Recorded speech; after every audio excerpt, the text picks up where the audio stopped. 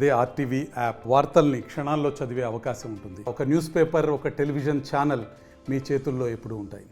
ఈరోజు మనమందరం కూడా ఈ 16 నెలల కూటమి ప్రభుత్వం పాలన ఏ విధంగా ఉందో అందరూ చూస్తున్నారు.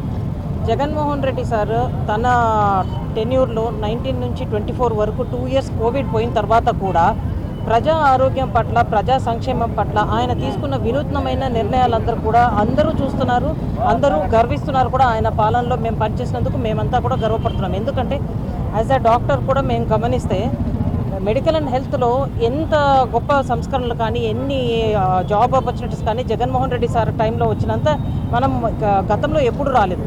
ఇంతకుముందు మనం చూస్తే ఓన్లీ 11 మెడికల్ కాలేజెస్ ఉంటే జగన్ సార్ అధికారంలోకి రాగానే 17 మెడికల్ కాలేజెస్కి శాంక్షన్స్ తీసుకొచ్చి ఒక 8,500 కోట్లలో దాంట్లో 5 మెడికల్ కాలేజెస్ని కంప్లీట్ చేసి, ఇంకా పులివెందుల, పాడేరు 2 పూర్తిగా కంప్లీట్ అయిపోతే ఈ కూటమి ప్రభుత్వం అధికారంలోకి వచ్చిన తర్వాత వాటిని కంప్లీట్ చేసి నిర్వహించకుండా వచ్చిన మెడికల్ కాలేజెస్కి ఎన్ఎంసీ 50 సీట్స్ పర్మిషన్ ఇస్తే కూడా నిర్వహించలేమో అని వెనక్కి రాసిన ఘనత ఈ కుటుంబ ప్రభుత్వంది. ఇంకొక 5,000 కోట్లు పెడితే ఈ మిగిలిన మెడికల్ కాలేజెస్ కూడా పూర్తి అయిపోతాయి, వాటిని ప్రజల్లోకి తీసుకొస్తాము, బీద బిక్కి అందరూ ఎవరైతే కనుక డౌన్ ట్రాడెన్ పీపుల్ ఉంటారో వాళ్ళందరికీ ఉపయోగపడుతుంది అన్న విధానం లేకుండా వాటిని పీపీపీ మోడ్లో ప్రైవేటీకరణ చేయడానికి ముందుకెళ్తున్న ఈ ప్రభుత్వ విధానాన్ని వ్యతిరేకిస్తూ మేమందరం కూడా ఈరోజు మా పార్టీ అధినాయకుడు వైఎస్ జగన్మోహన్ రెడ్డి గారి పిలుపు మేరకు దళిత సంఘాలందరం కూడా ఈరోజు ఈ కార్యక్రమం చేయడం జరిగింది. మేమందరం కూడా దళిత నాయకులం అందరం కూడా మేము ఈ ప్రైవేటీకరణను వ్యతిరేకిస్తున్నాం. ఎందుకంటే ఇప్పటికి కూడా సొసైటీలో డౌన్ ట్రాడన్ పీపుల్ ఎవరైతే ఎక్కువ శాతం ఇంకా ఎస్సీ ఎస్టీ పీపులే ఉన్నారో వీళ్ళందరూ కూడా ఏదైనా ఒక ఆరోగ్యం బాగాలేనప్పుడు కార్పొరేట్ వైద్యానికి వాళ్ళు వెళ్ళలేరు. సో వాళ్ళందరికీ కూడా ఒక మెడికల్ కాలేజ్ అన్నది వస్తే సూపర్ స్పెషాలిటీ సర్వీసెస్ వస్తుంది. ఎప్పుడు ప్రొఫెసర్స్, అసిస్టెంట్ ప్రొఫెసర్స్, పీజీస్ అందరూ అందుబాటులో ఉంటారు. మెరుగైన వైద్యము మెడికల్ కళాశాల వస్తే ఆ చుట్టుపక్కల ఉండే ఏరియాస్ అందరికీ కూడా అందుతుంది.